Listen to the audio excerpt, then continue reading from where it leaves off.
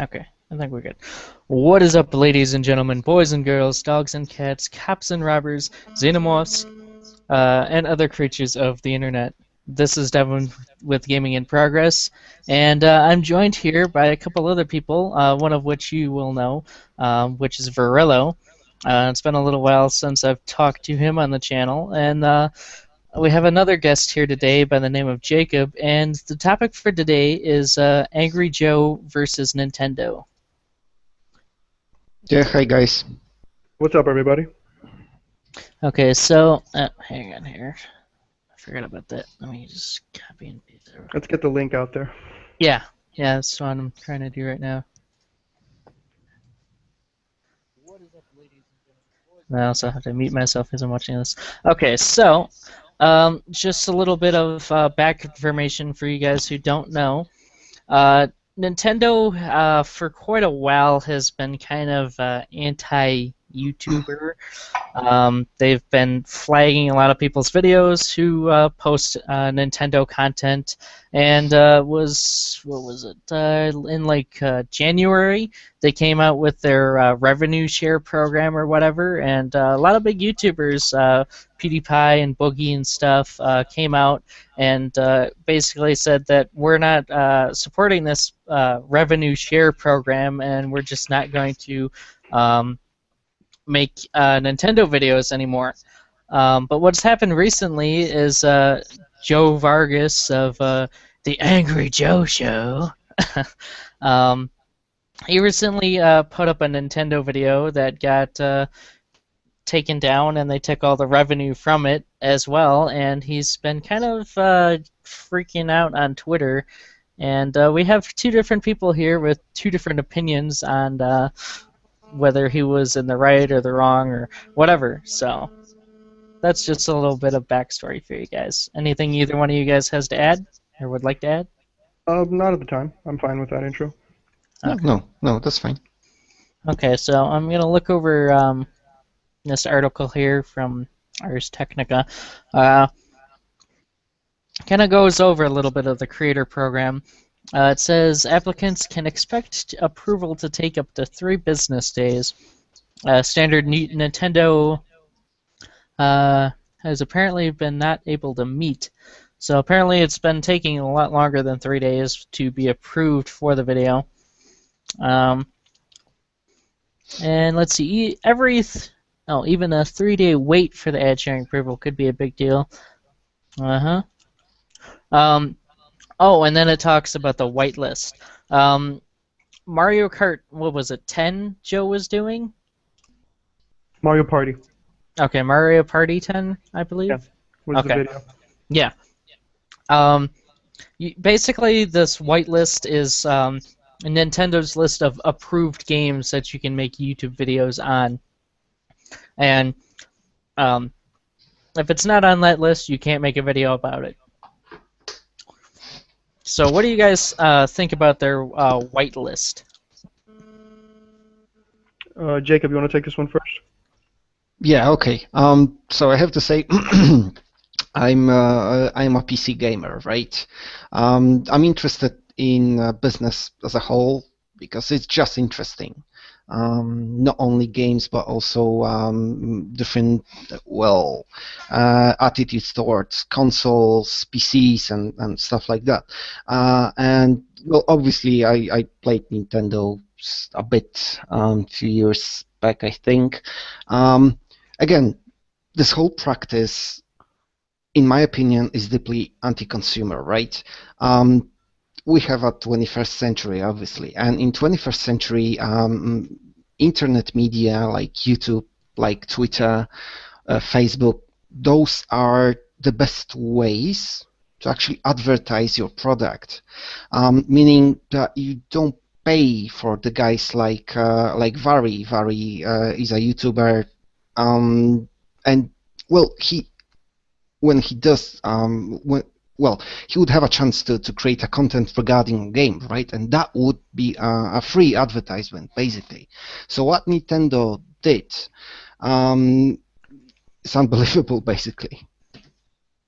It's wrong from every angle, from every perspective. It's wrong.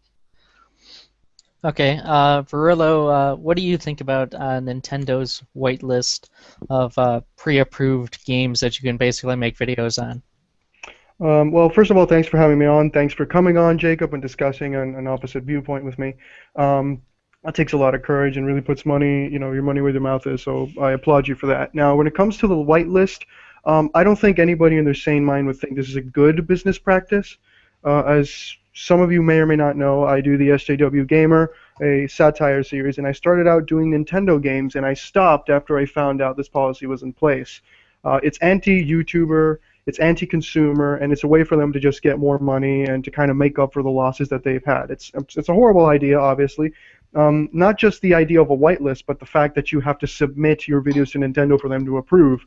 I suspect that even if I were to submit one of my SJW Gamer episodes to them with Nintendo content, I very much suspect they wouldn't approve it anyway. So it's completely anti-consumer. It's anti-YouTuber because they're taking a chunk out of money that they shouldn't have, in my opinion. And at the same time, they're also controlling what type of content goes out there. So it's doubly bad. Okay. So let's see, what else do we have here? Moving a little bit onwards, what do you guys think about exactly what happened with Joe? I mean, he put up the video, and I mean, these policies have been around for quite some time now, since like January. Nintendo had their program, and pretty much all YouTubers know about it, and I know for a fact all the big ones have to know about it because, well, they're big and they deal with this stuff all the time. What do you think of? What do you guys think about Joe putting up his video anyway, basically? Can I start with this Yeah, one? yeah, go ahead. Yeah, go ahead. Right. Okay. So, like you guys said, this is a known policy, right? The big names told about it: PewDiePie, Boogie, Total Biscuit, and Angry Joe actually also did a short rant regarding the issue. That was on 15th of January this year, as far as I remember, and that was regarding some Wii U stuff, whatever.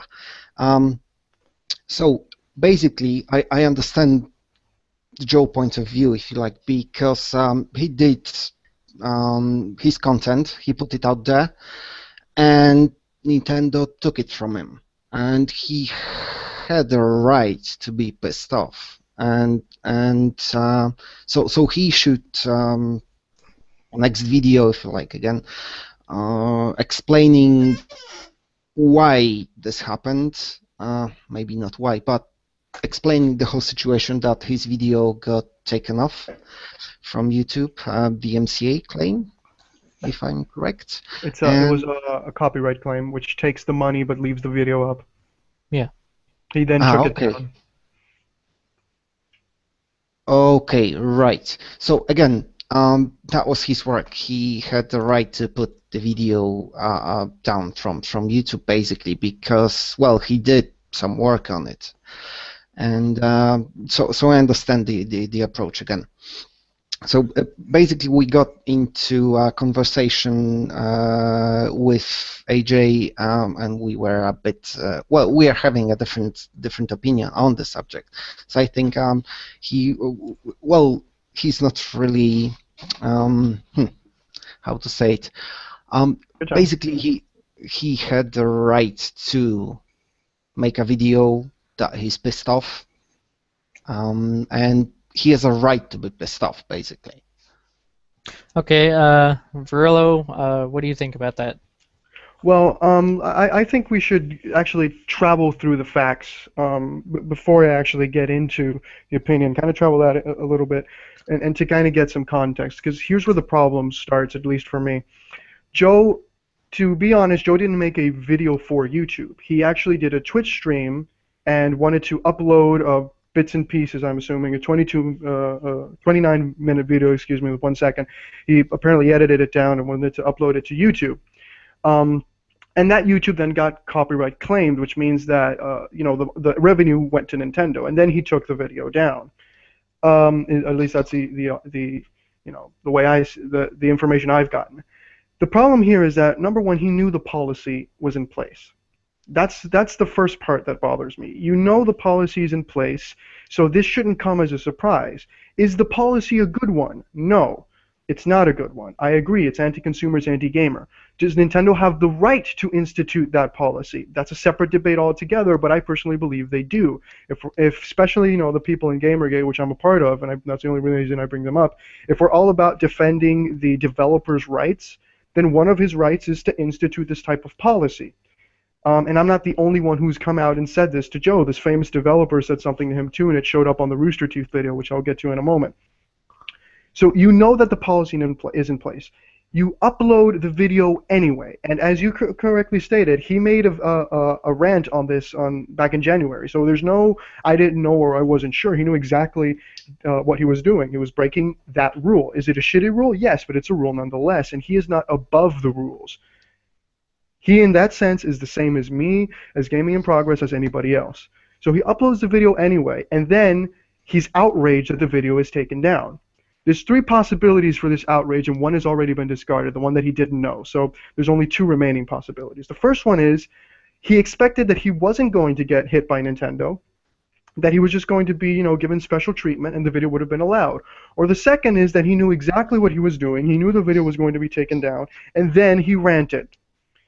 And all of this attention and all of this fake controversy, because it's really a fake controversy if you really think about it. This has been in place for 4 months at this point. He who doesn't know about this is pretty much, not playing the game right, I guess, is the way to say it. So then he issues all this fake controversy, and he does his little rant, and he claims that it's for us on Twitter. That was the big issue for me. But furthermore, another fellow YouTuber, the show The No, which is, I think, a branch of Rooster Teeth, they call him out on it, and they say the exact same thing that I just said. Hey, you knew about it. It got taken down. You shouldn't be surprised. It's a shitty policy, but it's in place. It's been accepted as a policy. It already went through. You're not bigger than everybody else. Of course they're going to take it down. I mean, they're going to set up a rule, and then they're going to break their own rule just for you. That doesn't make much sense. So after they go ahead and they say this, Angry Joe then goes on Twitter and says, let's say, unkind things to them by saying them, ask them how Rooster Teeth made their fortune, and acting offended that he was personally insulted when they just referred to the action that he took as dumb and stupid. And people like Boogie then piled on to that, and it's become pretty much the situation where Joe is saying that he's defending us. The question, which I think is a valid one, is would have made this rant if the video would have never been taken down? The obvious answer is no, because the rant is about his video. So so then the second question is, why would you upload a video that you knew was going to be taken down in the first place? Exactly. And if you guys are just wondering, I have to tend to agree with Verillo on this point, at least, especially with the whole fake controversy thing. Because, I mean, controversy is publicity, and any publicity, as somebody once said, is quote-unquote good publicity, so it helps get Joe attention, and in turn gets more people to watch his rant video and his other videos and blah, blah, blah, so it helps bring in more income.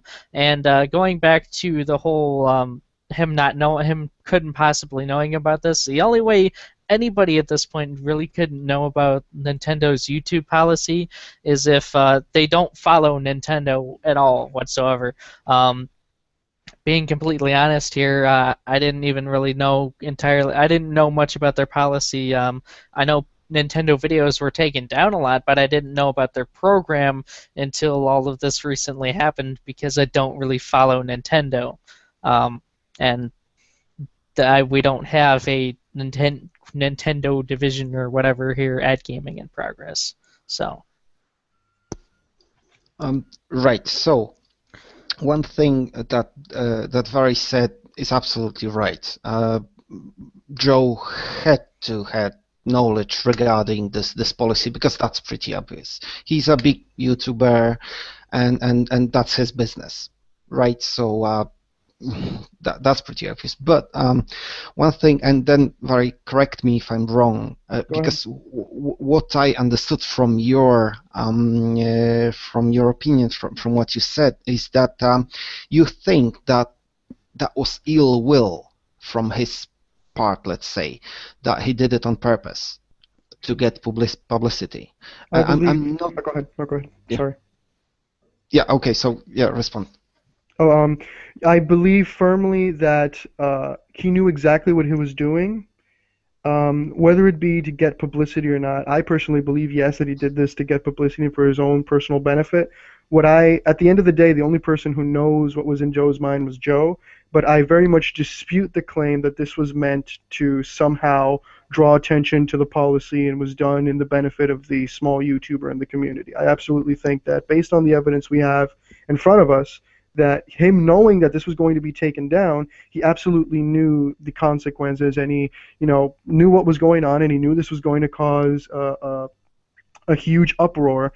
And at the end of the day, Joe now sits with a 750,000 plus video, more views than the original Nintendo video netted him or would net him. If you look at most of his Let's Play videos, they don't net him anywhere near that number.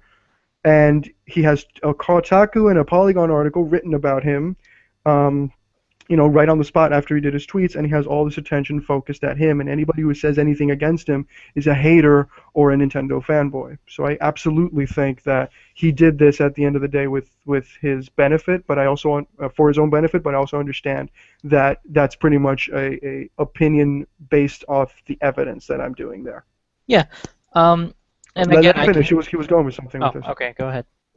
Right. So in my opinion, from what I see from his content, I wouldn't say that was ill will. I think he just, that was, unfortunately, I have to say, it's a mindless exercise. Like, you take content from Twitch and then you put it on YouTube, and then after, I don't know, a couple of minutes, the guy started to wonder, oh crap, there is Nintendo policy, they will take my video down. And he got pissed off, especially when you take it into consideration that he put kind of a lot of cash in this Nintendo multimedia devices, whatever consoles, I know gaming pads for his friends, stuff like that. Again, that's the thing he said, right, in the video. I think it might be the case. So I wouldn't say that was ill will. I would say that yeah, you cannot defend the thesis, if you like, that he misunderstood the policy, because that would mean he's an idiot, right, and he shouldn't be doing what he's doing. But from this perspective, I think that he just hadn't had a time to think about what he did. But Vary said one more thing, that he set up his video stating, right, I do it for you. And I don't see ill will in these words. I know where Vary is coming from. I know why he would think that's the case. I think that just is the thing that AJ says during his content, right? He put up the content for gaming community reviews, especially because I don't watch his Let's Plays. Basically, reviews are there for our community, right, to decide whether the product is good or bad. So yeah, so I don't think there's ill will in this whole endeavor. If I could come in here for a little bit, unlike Verillo, I haven't really had a bad experience, so to say, with the AJSA community. I'm still somewhat active in there. I'll pop in every now and then and see what the hell's going on. So while that being said, I don't think that he did this for us. I don't think he did it for small YouTube channels like mine, and I don't think he did it for us gamers as a whole. And you said he didn't have time. When you say he didn't have time to think, well, I know that's not true, because he edited down his Twitch stream to like certain parts of it. An editing process takes time. Then on top of that, you have to render it, and then you have to upload it to YouTube. And even if he just directly exported it from Twitch to YouTube, that would still take time. It's not an instantaneous process. Granted, it's a lot faster than uploading, but it's not an instantaneous thing. So he would still have time to consider what he's doing and if it's actually a good idea or not.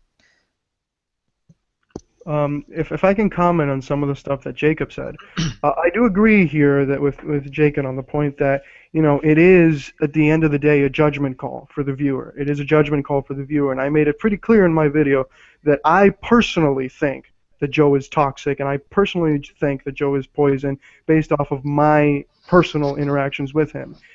The problem that I'm having here is that it seems much more likely and it seems much more clear that this is more of a publicity stunt for him than it is because he was upset. You see, the entire thesis that you present here, Jacob, is that, well, maybe he didn't remember, or he was aware of it but he didn't remember, then he got mad because he spent that money. He spent that $900, which we don't know, by the way, how that money came. If it was a donation, we don't know, where that money came from. But at the end of the day, it's his money. But when you buy a Nintendo product, you're not buying it so that you can stream stuff. The end user agreement here is you get to play it. And he has his Wii U there, and he can still play it with his friends. And if the whole thing is about just sharing his experience, Nintendo wouldn't have touched him if he wouldn't have monetized the video. So if all he really cares about is sharing the experience he had with his friends and talking about Nintendo and explaining how he had more fun with it than PlayStation or Xbox, why is it that the second that he can't make a dime off it, that's what bothers him? He can share his experience and he can talk about it as much as he wanted. He monetized his rant video, so he can obviously do that. He can monetize, his personal opinions and stuff. But why is it that if he just cares about sharing his experience, why is it that he blows a gasket when his and takes the video down, might I add, because he didn't leave it up? Why is it that he blows a gasket when money is taken out of the equation? Also, furthermore, and a lot of people will go, well, he makes his money off of YouTube, and that's a valid argument. The problem here is that Joe then went and said Nintendo is greedy. And I really feel that's a situation of the pot calling a kettle black, which is, he's calling Nintendo greedy when he himself is very greedy. I mean, let's think about it. He had already made money off of this content once on Twitch.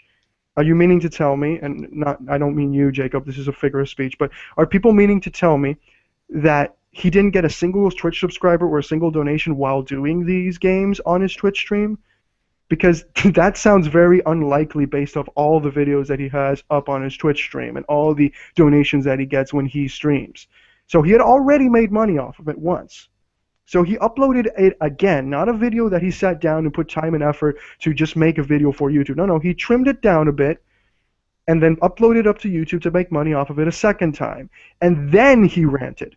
And again, I think my question stands. If Nintendo would have given him special treatment and wouldn't have taken down his video, no rant would have happened. So is it really outrage to Nintendo's policies, or it's outrage that he didn't get special treatment and or publicity stunt for himself? The entire timing seems fishy. And again, if you don't want to, and a lot of people just go, you're an Angry Joe hater, and fine.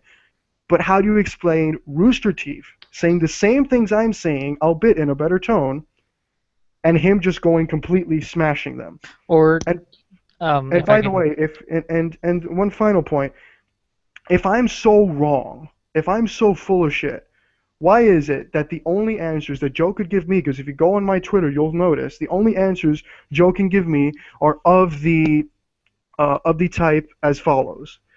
This guy is scary. He's been obsessed with hate videos about me, possibly medicated. I wish him all the best, at Verilo.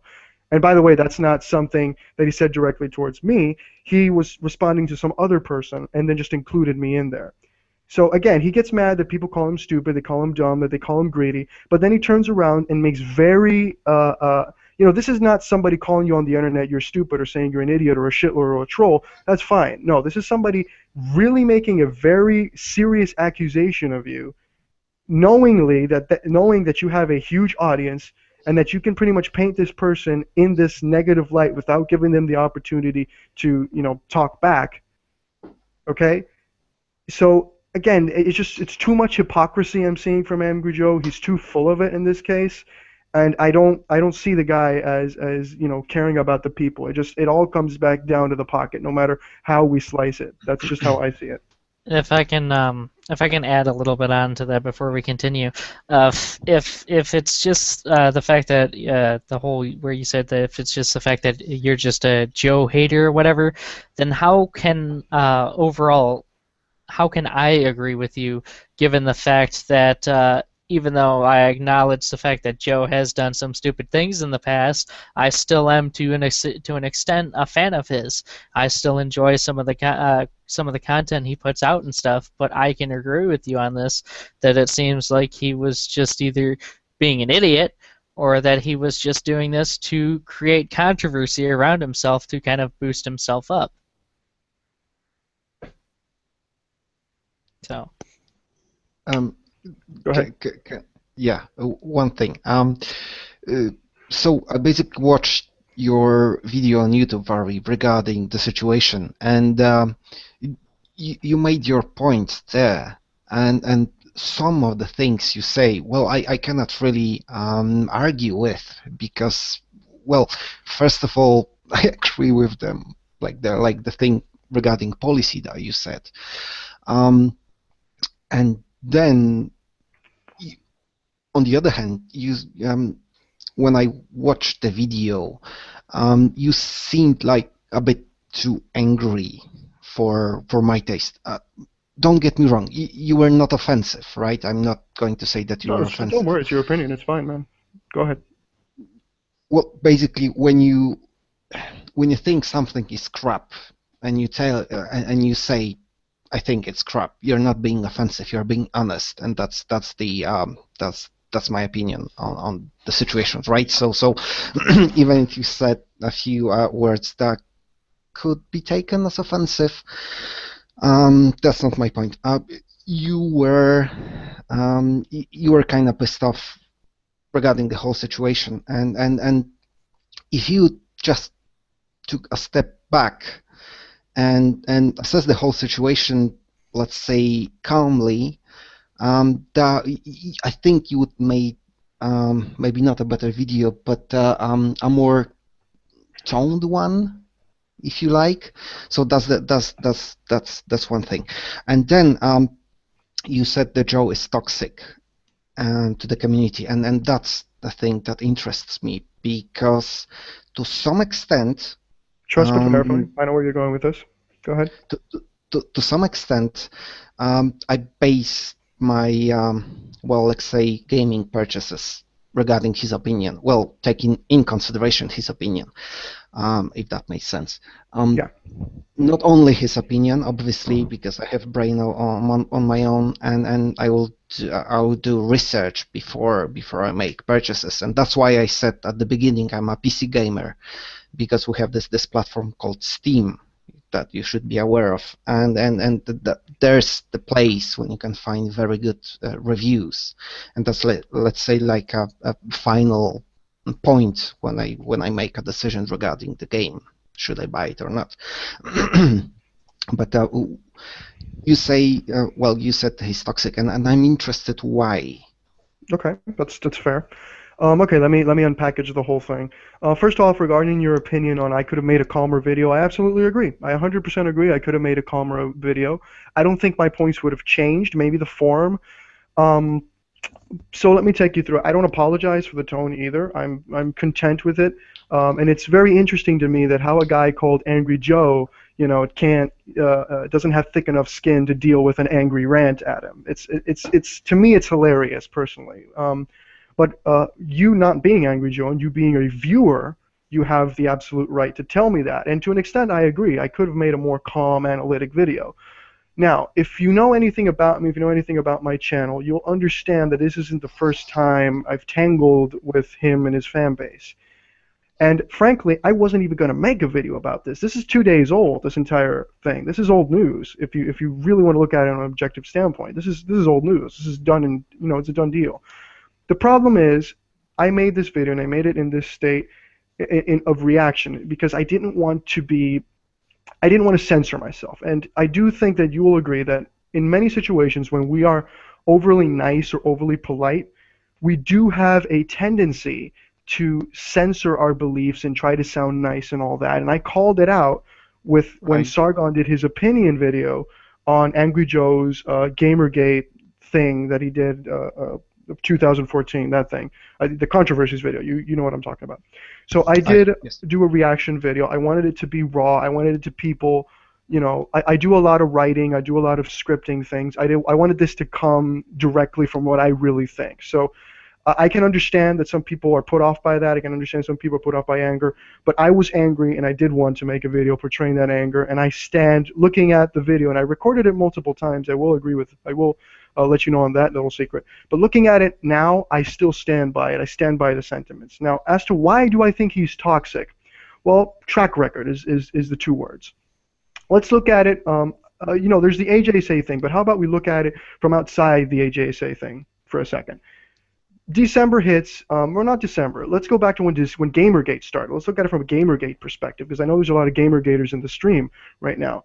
So Yes. how about we look at it from Gamergate perspective? Gamergate hits, and Angry Joe says nothing. Okay, a guy who supposedly represents the community, a guy that I personally respected and also based my purchases off, not based off, but in the same as you, I valued his opinion. He goes ahead and doesn't say anything about it. When pressured and questioned, hey, you're the guy who supposedly fights corporate commando, what's more corporate commando than this? He shits on Gamergate. This happens 3 separate occasions on Twitter. Okay, and on each of those, when he showed the evidence, he goes, well, I'll talk about it at the end of the year. So the biggest development in the last decade of gaming is happening, and he's going to talk about it 8 months later, or 6 months later. Fine. So he talks about it 6 months later, and he portrays Gamergate in the light that we all saw him. Dishonest, okay, willfully ignorant, and biased in a completely stupid and unexplainable way, and nobody goes after him. Okay, so that's number 2 on his track record. Then number 3, look at his reviews recently and look at the way he behaves towards his community. First of all, the Dying Light review has been called out when he said that the story was sexist. He was called on that. I didn't do it. I didn't say a word. I haven't said a word about Joe since Angry the AJSA. That wasn't me. Everybody called him on that. That was a stupid job. And then look at his practices on his channel. Count the amount. I would challenge anybody to go to his channel and just look at 2014 and count the amount of paid promotions he's done versus the amount of reviews. And when people ask him on Twitter, hey, do more reviews, he shits on them and says, I'll do whatever I want, and I'll do my Twitch thing, and I'll have the AJSA where I get a shit ton of money and donations. That they don't tell you that, but it's there. So when I put all of this together, and then I combine the reaction he has towards anybody who disagrees, look at this recent video. If you disagree with Joe, you're a Nintendo fanboy or a hater. No, there is no such thing as a valid opinion that is against Joe in Joe's mind. He has not acknowledged one.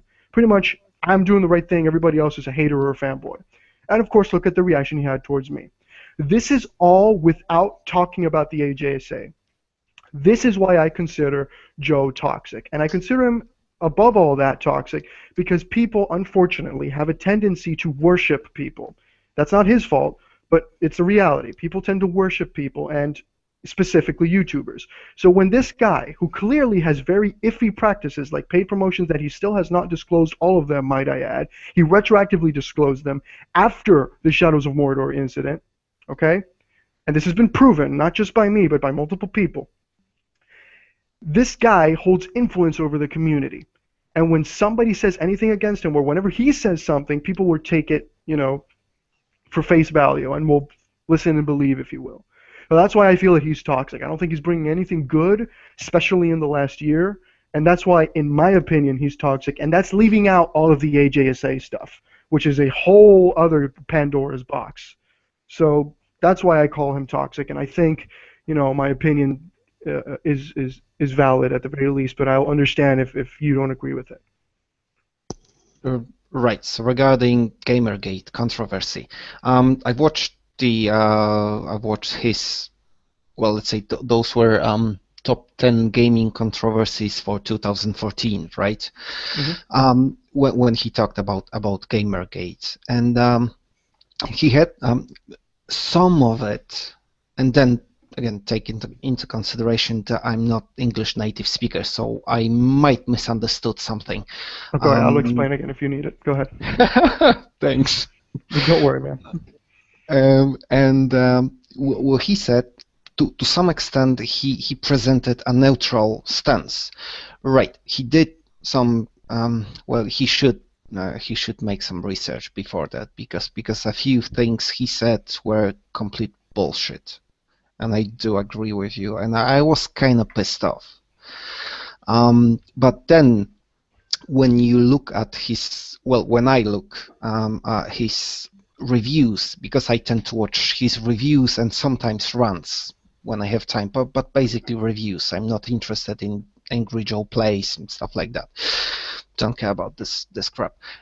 Anyway, so he should be on our side, right, on Gamergate side, because he pointed out wrong practices in the market.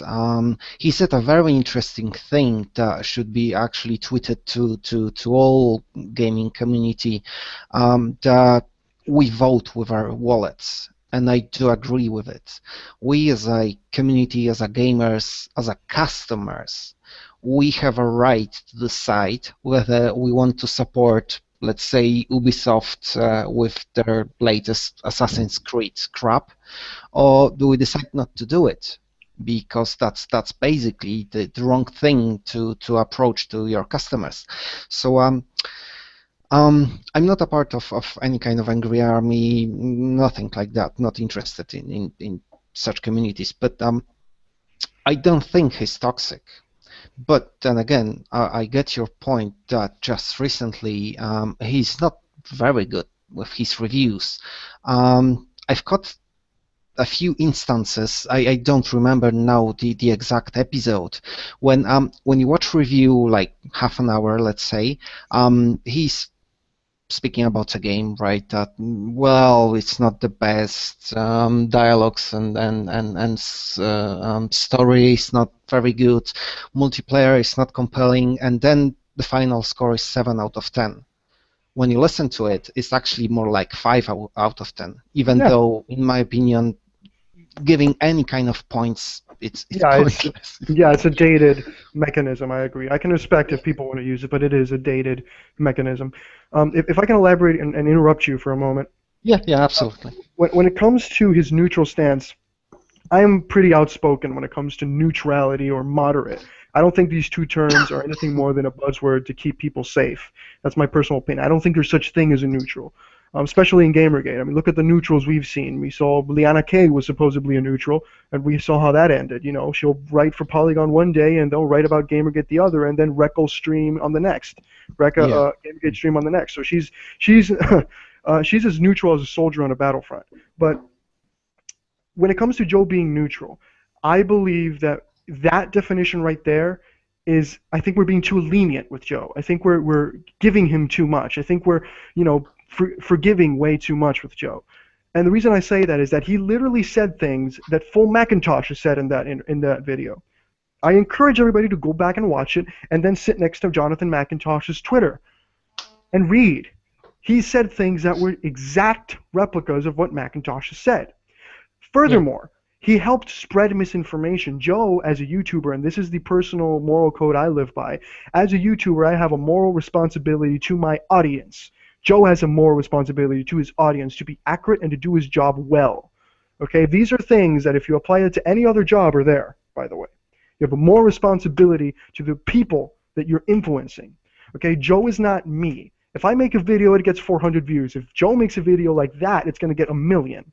He's influencing many minds, many people who then talk to more people. He has a direct impact on the industry. There is no way that this guy can get a pass on being willfully ignorant.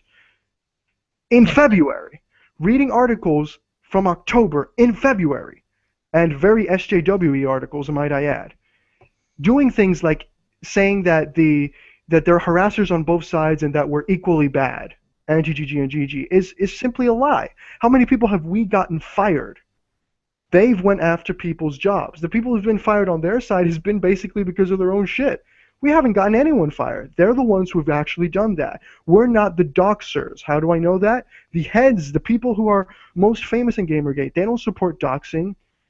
Go to the other side of the aisle. Can you say the same about Randy Harper, Brianna Wu, Zoe Quinn? Can you say the same about them? No. They're fine with destroying lives as long as it's people that they oppose and that don't give to their Patreon money.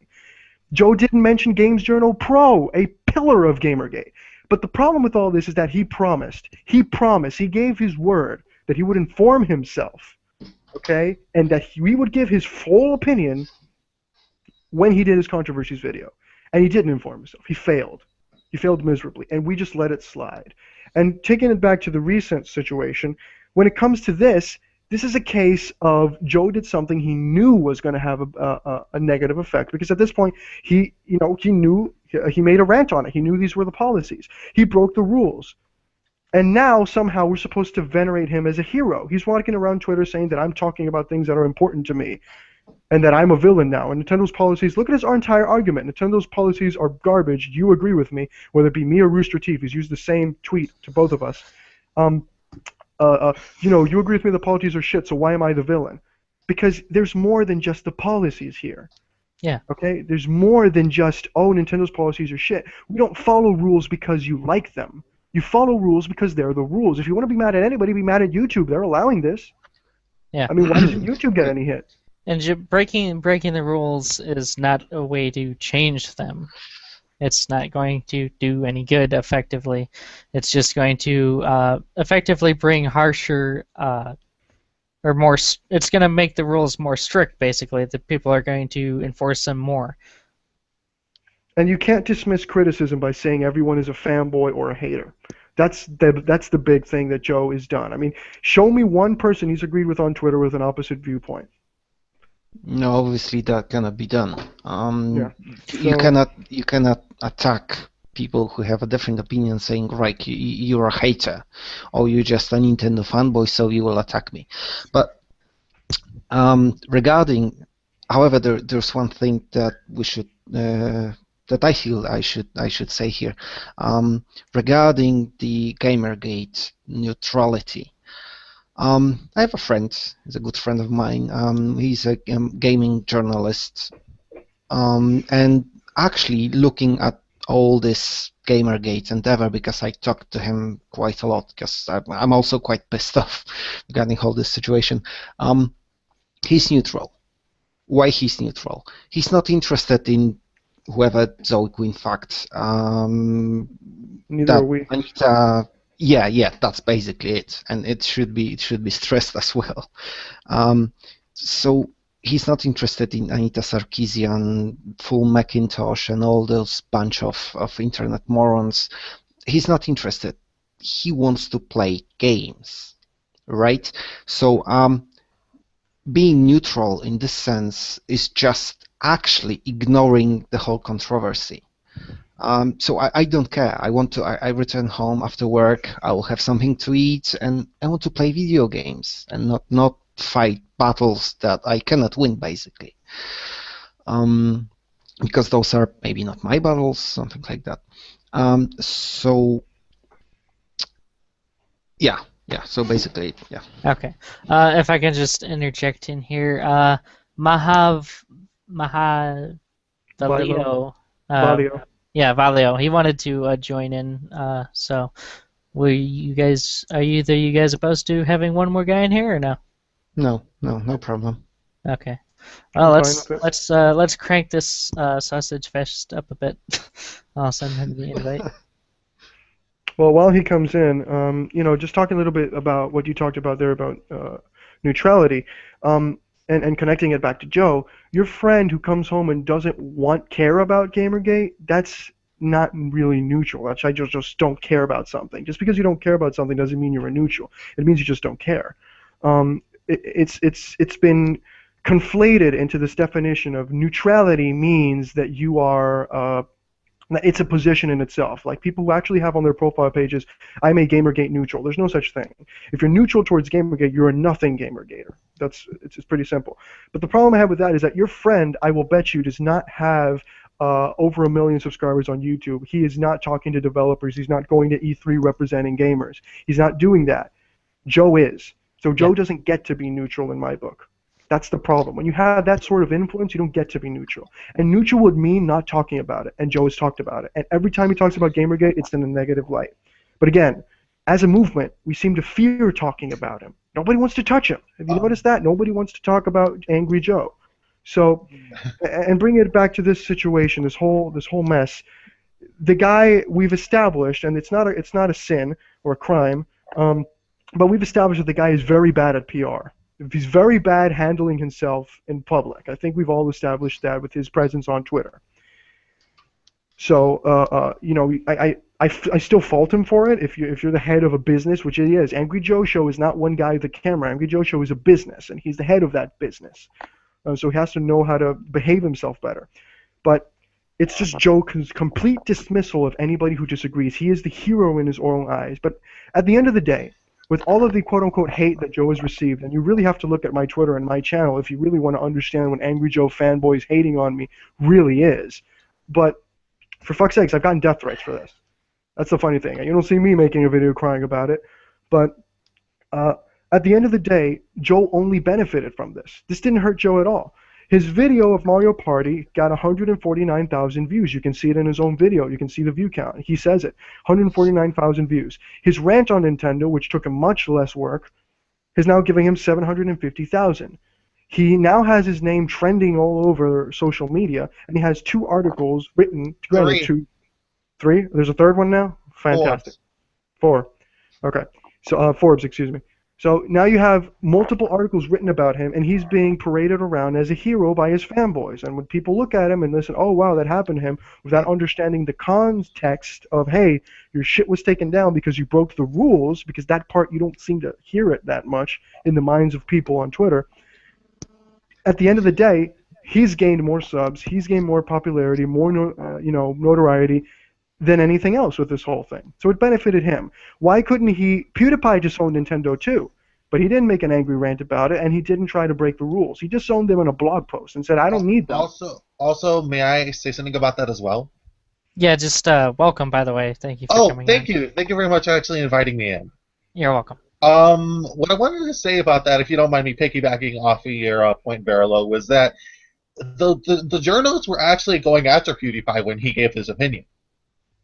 When he gave his opinion about Nintendo, basically saying that PewDiePie is going to war against Nintendo, but when Angry Joe does it, he's revealed as a hero and a martyr because of the fact that for some reason he's different from everyone else. But he poses as a different YouTuber. Like PewDiePie well, I'm not a fan of PewDiePie, right? Yeah, okay, that's it. He does a kind of a different content. AJ is a reviewer, and he poses himself as a figure who speaks the truth. And you, as a gamer, as a customer, you can actually base your gaming purchases off his opinions, right? PewDiePie doesn't do stuff like that, and he doesn't pose as a, I wouldn't say savior of any kind, but you know what I'm trying to say. That's I understand. I agree with that. They're not the same type of YouTuber. They don't have the same responsibility. I agree. That's a good point. Though, do keep in mind that PewDiePie does push purchases of video games. He really does. Yeah. Also, there was another thing that PewDiePie... Let me just finish this real quick. But I do agree. Angry Joe is a different type of YouTuber than PewDiePie. He does, however, have more of a responsibility than PewDiePie under that logic. And it also doesn't excuse why, to the eyes of the media, he is a martyr when PewDiePie was going to war and they started spreading shit about him. And PewDiePie had to come out and say, what war? I just gave my opinion. That's it. While Joe he's a martyr, and poor Joe, they wrote these articles before he even made his video. Okay? Before he made his rant video. Polygon wrote his article when he tweeted. So why does he get this level of love from Polygon? Well, I'll tell you why, because he didn't stand against it. Yeah, I will. I'm sorry, very just a quick thing here. It's good to know the background of AJ, right? He's a member of that guy with glasses site. That's the site that has Lindsay Ellis and Todd in the Shadows in there. Those are guys. Actually, when Gamergate controversy started, they've blocked us all. If you ever used the hashtag Gamergate, you were blocked because you're a rapist, misogynist, white, cis, male, and shit. The generic, whatever, insults. Yeah. So Yeah, exactly. So basically, he will be backed by those guys, and that's it. Then, regarding the Gamergate controversy and neutrality, if you have a business like YouTube, and I'm not a YouTuber myself, right? So I might be wrong, but that's just my general view, general opinion, if you like.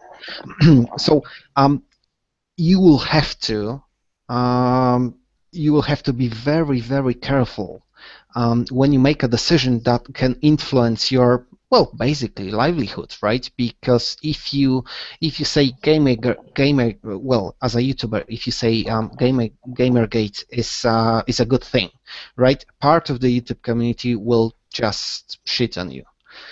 If you say, well, Gamergate is not a good stuff, they are wrong, the other part of the community will shit on you. So if you stick to the middle and you just won't talk about it too much, you will get views from both sides. That's not very moral thing to do. However, if that's your business, if YouTube is your way of living, and you have actually quite a bit of subscribers, like AJ, I understand this approach. I don't approve, but I have to understand it. If I could just cut in here, a couple things.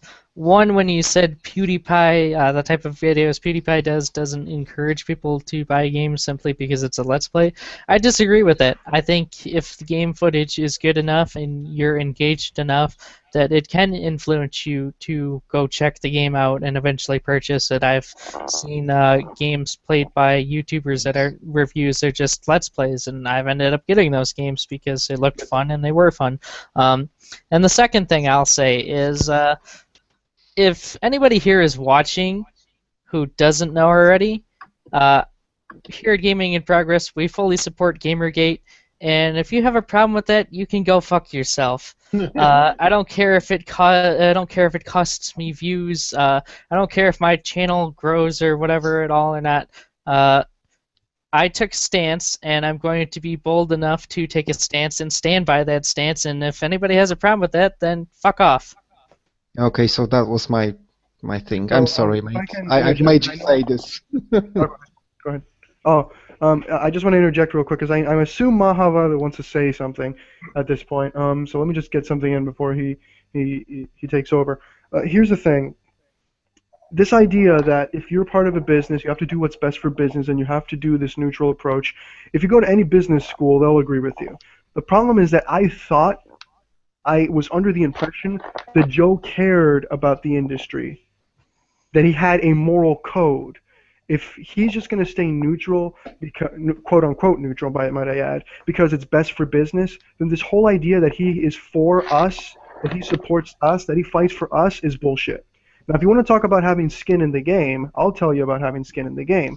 I came over to Spain with a scholarship to do a master's degree. I did it after quitting a very lucrative job I was a part of because I wanted to follow the silly dream of being a game developer.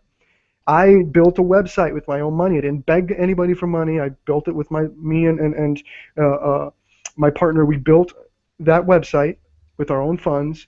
I developed free games, and I'm starting to put them up there. There's only one small demo at this point. I am a YouTuber, and I'm pursuing these ideas, and I'm not selling out my beliefs for it. This used to be a world where we could, not sell out our beliefs and still succeed.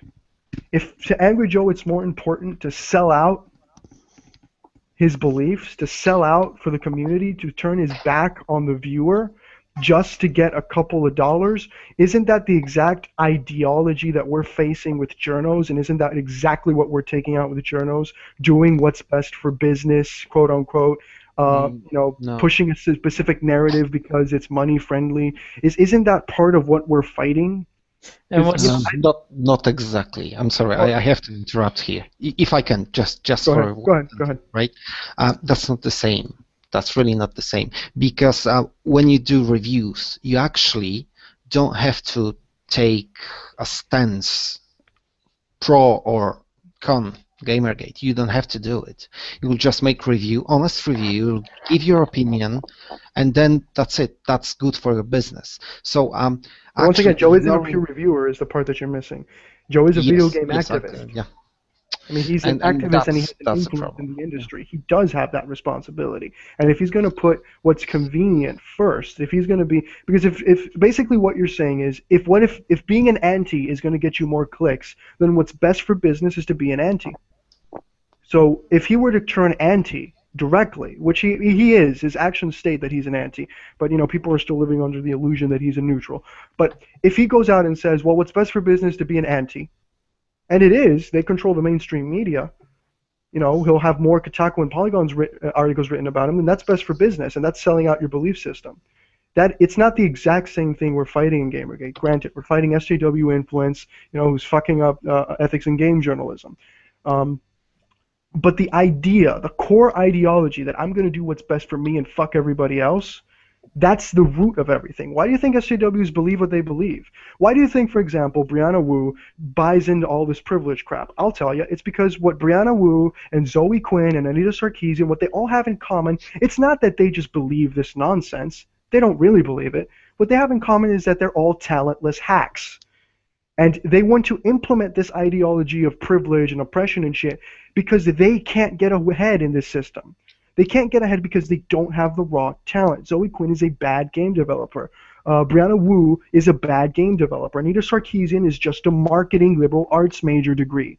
Okay, her thesis was based off of her watching television. So again, these people have no fucking talent, and they want to spread this idea of social justice to get ahead. They're doing what's best for business in their minds.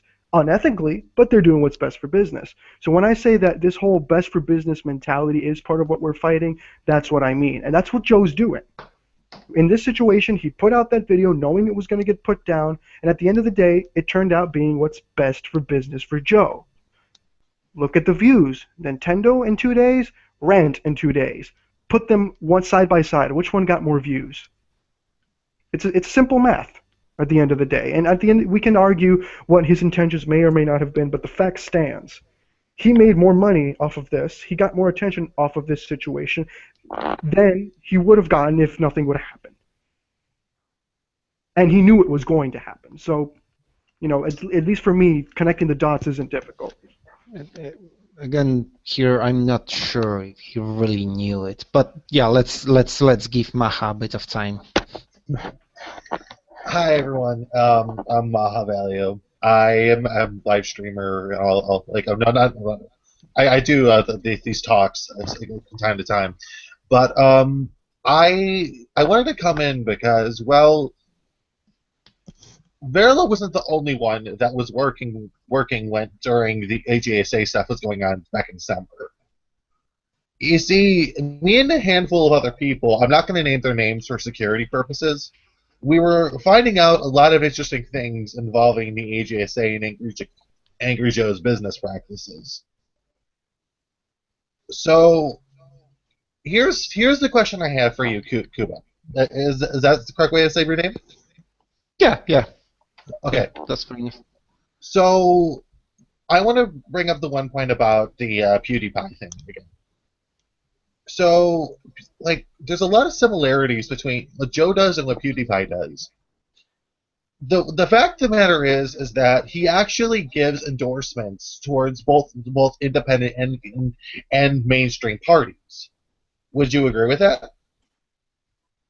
PewDiePie, you mean? No, Joe does as well. In the just like I'll give you a hint. It's basically almost every free MMO that's come out in the past few years. That's not really indie, I think. MMO. Path of Exile could be, but okay, yeah. But let's say you're right. Okay, there's a difference between those two. Is that Joe has actually, and Verlo said this, skimmed about this earlier, is that he avoids putting some disclaimers that he was paid to do it. Yeah, and that's unfair practice. well, you cannot defend it. If you are, like Vari said, right, and we all know who Angry Joe is and what he promotes, right? When you have a guy like that, a big-time YouTuber, promoting a product, and that's not his opinion, he's being paid for it, then, well, I think there's something wrong. Because look at Total Biscuit, right? He has an agreement with GOG, right? Good Old Games. Yes. So he said he won't be covering Witcher the Third because of his agreement with GOG, right? He will stream, but he won't probably do WTFS because he's being paid by GOG and he thinks it's unethical to do it. Right, and then there's one thing more regarding Angry Joe. There was this funny thing when Xbox, I think the Xbox One was promoted.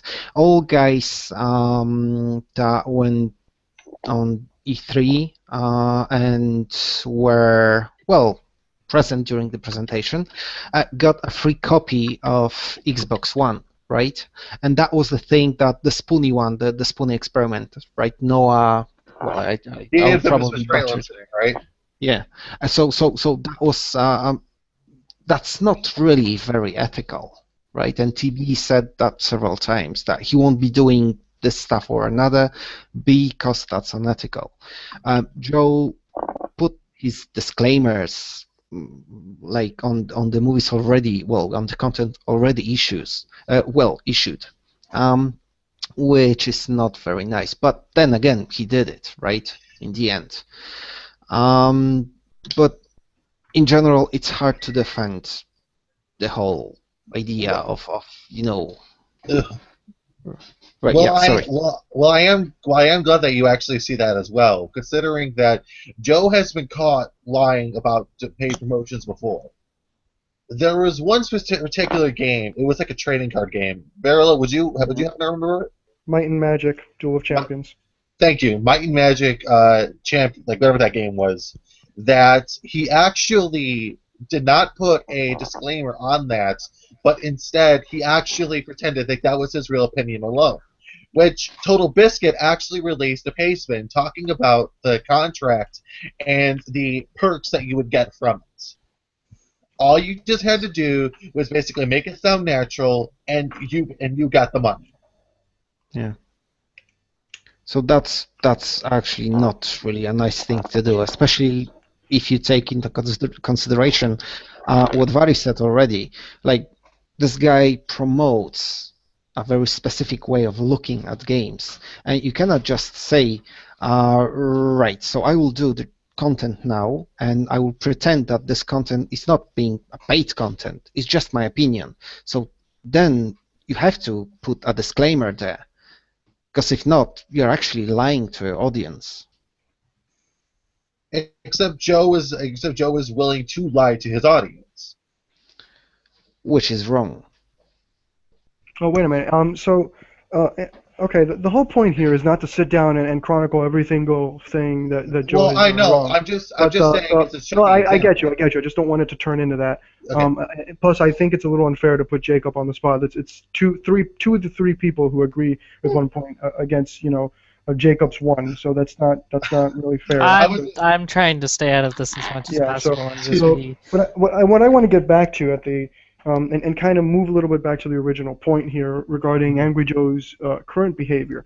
What I don't understand, again, my opinion, Joe is toxic and he's an asshole. That's my opinion. But now I want to look away from Angry Joe for a second. What I'm interested in knowing is his fans, the people. Because at the end of the day, we're all about voting with our wallet, as you said earlier, Jacob, which, by the way, if Angry Joe's against the policies, he could have voted with his wallet and not buy the Wii U, but he did so anyway.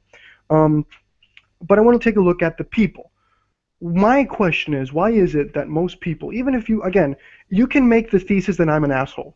Okay, there are great, wonderful, beautiful people in this world who are nice and caring. I'm not one of them, okay? I'm a dick. You can call me a dick, you can call me an asshole, and I have a temper. I can accept that, okay? Fine.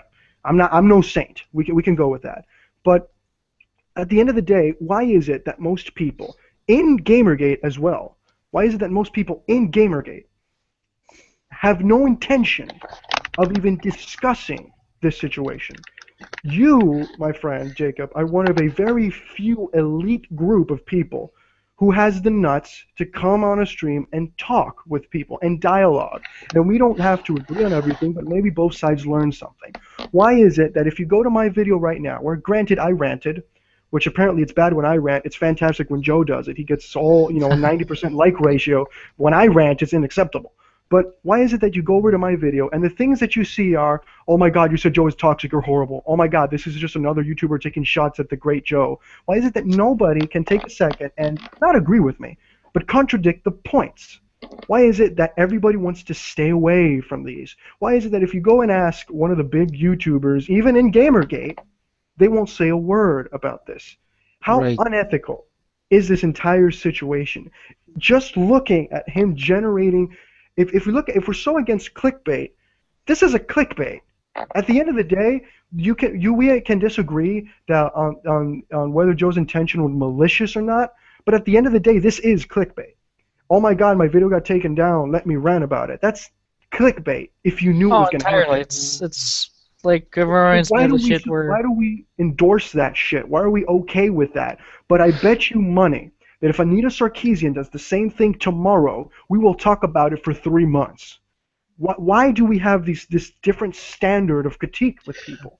Also, didn't Crap Gamer and Next Gen 720 do something in this, something just as bad? But they jumped on Gamergate, jumped onto them, but they didn't jump on Joe. Well, I think I know what you're trying to say. Can I just say something real quick, Jacob? And this is not an indictment on you. You're not the face of this, and it's unfortunate that it looks like that. But this is not kind of questioning you, because there's no way you can answer for these other people. You've done you've done everything you could. You've come on here and you've talked. This is not an indictment on you, and you can't respond for them. This is a kind of a question for the audience, I guess. So don't take it as a thing on you, Jacob. No, I don't take offense. I'm not trying to bury you or anything when I talk to you about this stuff. I'm just basically saying out loud. Right, so at the beginning of the stream, I told you guys that I'm from eastern part of Europe. I understand discussion as a discussion, right? If we agree on everything, there is no discussion to be had. Because what's the point? We can go and have a drink. Let's not waste time discussing things that we all agree upon. And now, returning to your the point that you've made, Vary, basically, you did a video response, which is very good, by the way. If you haven't seen it, go and have a look at it, because that's a good video. It's only like 10 minutes long. So. I mean, Vary's video, by the way. Oh, my video. Yeah. That's a good video. And what? And again, I'm not trying to offend you, but some people might think that you're using a big YouTuber to promote yourself. Yeah. I know that's not the case, because if you have IQ bigger than the number on your foot, then you'll see that that's a discussion. Not everyone will say it. Right, so that's the one thing. The second thing I wanted to say, people freaking out because you talked about AJ. He's a big-time guy. The same is with PewDiePie, with Total Biscuit, a few others. So you actually attacked, because you did attack Joe in this video. It was not very fierce, but you did say a few things, which to some extent they are correct. But you attacked their, I'm not going to say God, but the people, but the guy who they adore completely, right? And they got scared, because you are questioning their system of beliefs. You are questioning the guy who they follow. We had the same since, I don't know, 80s, 70s, with some music groups, then, I know, boys bands. Yeah, I know what you're talking about. Same stuff. You have a cult of followers, and they completely adore the, well, item of adorance, if you like. So I think that's the problem. I mean, we tend, as a people, we tend not to, think a lot. We are lacking of this idea of bigger picture, right? Let's not rant, let's not argue, let's think about what the other person said, and then we can say, okay, I agree or disagree. Yeah. Again, that's a fair assessment. My only question to you, because I don't disagree with anything you said there, quite frankly. My only question to you is, do you see the problem with it though? Do you see the problem with how if you say something negative, which by the way, in the words of Bill Maher, but I'm not wrong, if you say something negative about their idol and they just go off because you dared question their system of belief, don't you see a problem there, an inherent danger that YouTubers in general pose to ethicness, especially a reviewer in the games industry? For one man to have that kind of power, if you question him, you're a horrible human being. I mean, how do we? Isn't that something that we should correct? Do you see the problem? Is my question. Look, if you have an authority, you have to question it, because respect is earned. Not given. Respect is earned, not given. So, again, if you are a person who is trying to think on his own, and you're trying to be a better person in general, then you have to have a discussions. You have to listen to what others say, because if you don't, you will just, drown in your own shit. You need someone else to challenge your ideas, to challenge what you say, and that's good for everyone. Might I interject something here? Yes, absolutely. I think the problem is that, well, there seems to be a massive groupthink mentality where they're trying to basically keep anyone who's willing to agree with them around each other, rather than having a form of dissenting opinion. Yes. Yeah. Can I interject something real quick? Yeah. I'm happy that you see the problem with that, because if we go back with the people, how dare they attack the idol? What happens when the idol himself is adding to this mentality? What happens to the idol himself is adding to this mentality? Because if I'm allowed to read one of the tweet responses I got from Angry Joe himself, it was, give me a moment here. Go ahead. Let me just go ahead and scroll down, because I want to give the full thing here. Okay. I want to get the full situation. If any of you guys want to say something, because he tweeted a lot of shit. I was gonna say something, but I don't remember what now. Sorry. I'm just sitting here waiting patiently. I don't know. If you wanted to say something, then say, okay, I'm going to say something now. I'm being a polite host to everybody. Maybe too polite. I'll just yell at you guys. I know that feeling all too well, man. I know that feeling all too well. Just yell at you guys next time. Shut the fuck up! But that's, being a good moderator is about. I remember what I was going to say. I think part of the reason that people don't really, in Gamergate, don't really talk about Joe and what's been going on with him a lot is because they're afraid to kind of take on YouTubers. I mean, we've been taking on the journalists and the general game news media and even going into mainstream media for a while now, and it seems like we have so many enemies in such seemingly large numbers that I think a lot of people are kind of scared to take on YouTube and content creators as well and force them into either siding with us or against us or whatever. I mean, there are definitely people out there who would be willing to do it, but there are those out there who are just kind of scared, and then there's also the fact that they don't want to see somebody they idolize turn into something that they didn't expect. Right, but you have big YouTubers like Jim Sterling, and we have no problem stating that he's just full of shit. Well, he's not always. He doesn't need a lot of help making him his full of shit. Yeah, he's kind of that's kind of like the DSP effect. But I'm going to read a couple of quotes from him. Number one, I was debating this other guy about the same situation, and one of Joe's responses was, "I've tried to reason with this guy in the past. Trust me, it doesn't work. He sees things only his way. That's why there's a mute button." Joe has never reached out to me ever. The only tweet Joe has ever sent me was today, by the way. There's no in the past. It was today. Was that he pointed out when I asked where was Joe 4 months ago? He said I made an angry vlog about it. Apologize now. And then I responded, and he obviously never said anything. So there's that. And then I want to read this one because it's quite interesting to say the least. Give me a moment. Just give me a moment. Fuck, I lost it. Okay, keep talking.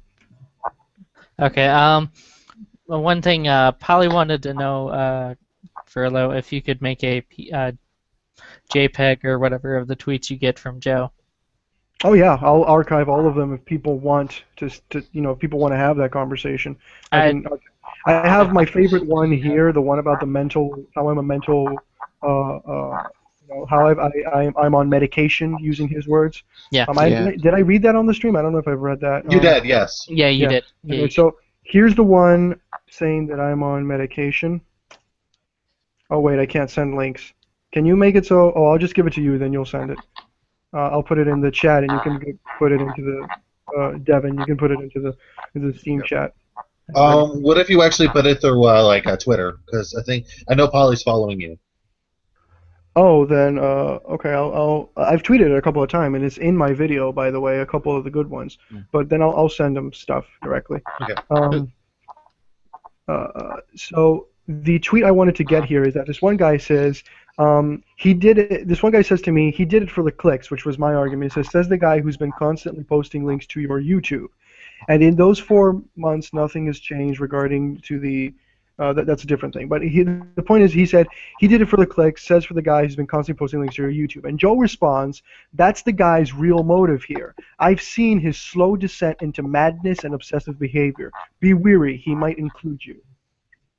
This is the kind of shit that Angry Joe does. This is the kind of person that he is, and this is one of the reasons I call the fucker toxic. He's the kind of person who will encourage this groupthink mentality. Don't listen to him. He's a horrible human being. I'm right. He's don't listen to believe me. Leave him alone. I mean, this guy is the Anita Sarkeesian of the game reviews when it comes to spreading his point of view. And somebody said in the comments that Joe is a sellout. He absolutely is. But once again, this guy has no problem accusing me of the idea. I mean, you talked about it earlier, Jacob. You said that people are going to say that I'm in it for the clicks when I'm clearly not. But Joe is pushing that mentality. He says that I'm doing it for the clicks, that I'm doing it to get exposure. I mean, he's supporting that. No, that's the easiest line of defense. Yeah, if you have a small and he's fly, pushing it.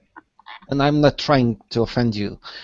If you're a small fly, right, and you are, flying around an elephant, let's say, you'll just say, yeah, okay, fuck off, right? Yeah, I mean, and that's true. But once again, it comes down to he supports the groupthink because he doesn't want to be questioned. I mean, look, there's not a single person who's questioned him that he's acknowledged and said, you know what, you would make a good point. He doesn't give a shit about that, and he's spreading lies. He literally said that he's reached out to me in the past and wants to paint me like I'm this crazy hater, because he has no interest in engaging me. Because he knows that if he would engage me, he would be exposed as an idiot and a fucking shill. I was kind of sitting there frothing at the mouth for a little while once I sent some of my tweets. I was just sitting there frothing at the mouth, hoping he would say something to me. He won't. He'll only go after people that basically will either make fun of him or he can actually threaten with violence. That's and how Joe is. And then not do anything about because he's on his level. He will respond to people on his level, if you like. So Jim Sterling, Boogie, and big time YouTubers. He won't. I watched a thread go down where he actually threatened somebody to beat the crap out of them. I mean, that's not a rare case, but he's still willing to do that. But once again, the whole situation that he's willing to respond to big YouTubers. No, he's willing to engage in conversation big YouTubers. He has no problem slandering smaller ones, which is what he did. He responded to a lot of tweets of mine. Go to his Twitter. He's talked a lot about. Yeah, I know, because I took part in the same discussion. I mean, no, it went off a lot worse on a conversation that you weren't a part of. I mean, Okay. he said I had mental, as I said, he said the mental thing. He said that he's tried to talk to me, but I'm all about building up this monster and believing it. That I'm only preoccupied about how much money he makes. Which, by the way, these big YouTubers do not want to disclose because once they do, the entire excuse for making paid promotion is going to fall to pieces. Because the excuse for paid promotion, we don't make enough money. Bullshit, he does make enough money. But again, the whole thing is I'm going to slander you if I have the power to do it, and I'm going to send your rabid fans after you. There's a death threat in the video. It's there. You can see it. I don't take it seriously because it's from a guy who's called Light something from Death Note, but still, it's a death threat. And that's something Joe encouraged. There are people who are going in, and Joe watched the first 10 seconds of the video where I said that Joe doesn't care about the people, only cares about his pocket.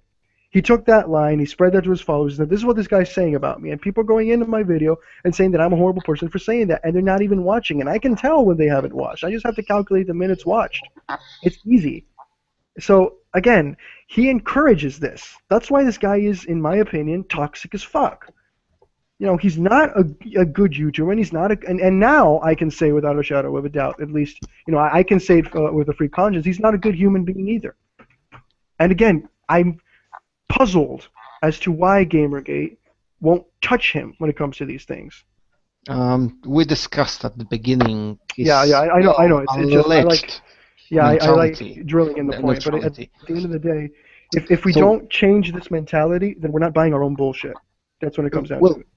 Yeah, that's one thing. But I think we don't want to really touch him because he's like neutral.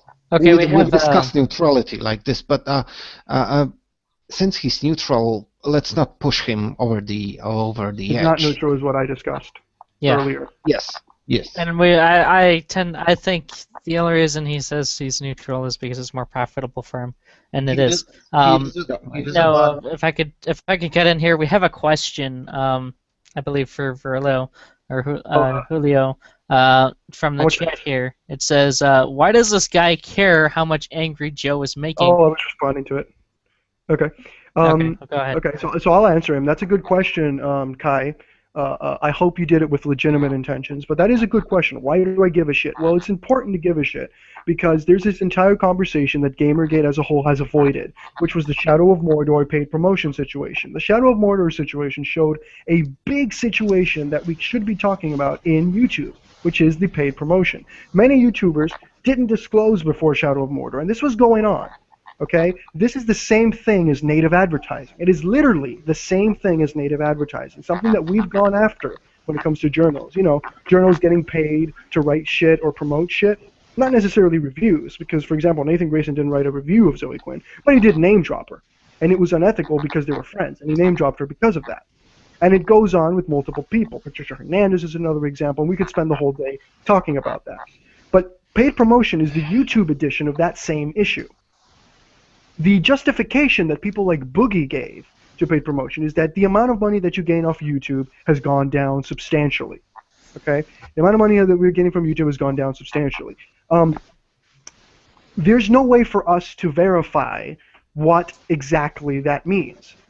Why? Because YouTuber is the only job that you do not get, that you cannot go up on the internet. I've worked as an RF engineer, as a digital circuits engineer, and as an electronics prototype engineer. You can go on the internet right now and type those three names, and all I have to tell you is in what part of the world I worked, and you can get a ballpark amount, an average, as to how much I made. You cannot do the same with a YouTuber, because YouTubers have kept this a closely guarded secret.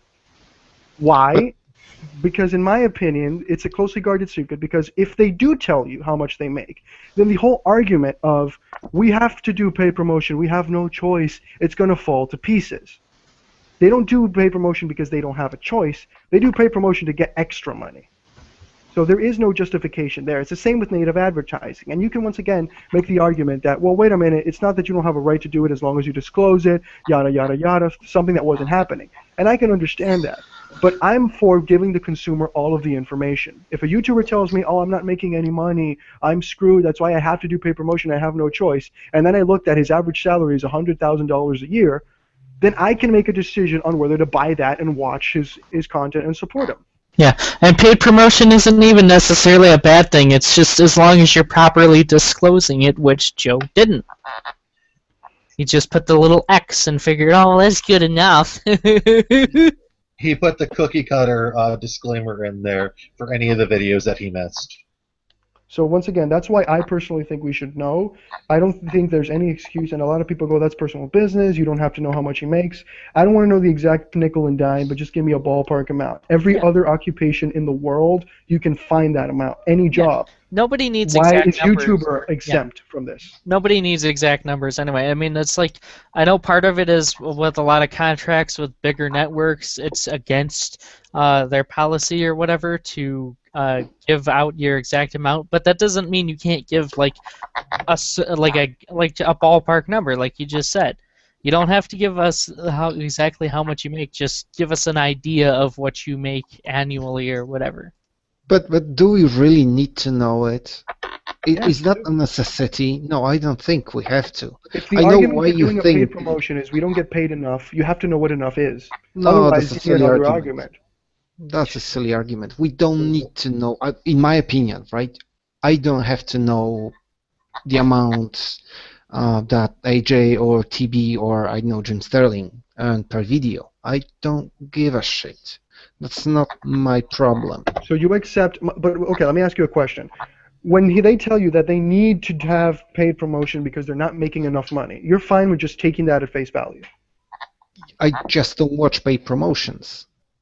But they're still That's doing basically it. it. But Yeah, a fair lot of what enough, Joe fair enough. does lately is paid promotion. The majority enough. of what he does is paid promotion. He's not a reviewer. He's a paid promoter, if we go by the numbers. But again, Look, go ahead. sometimes you have a small music bands or comedians that they will, for example, there is a huge bank, right? They organize a party and they will invite a stand-up comedian to do, well, a side project, if you like, something on the side, right? And that's fair enough. So I would say that's the same rule with paid promotions on YouTube.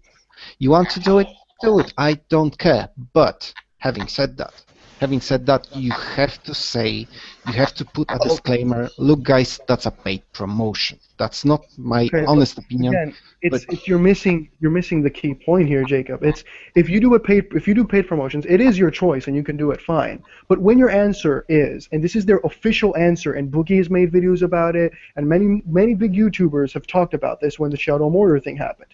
If your answer is, well, we do paid promotions and we will tell you about it, but keep in mind that we do it because we don't earn enough money.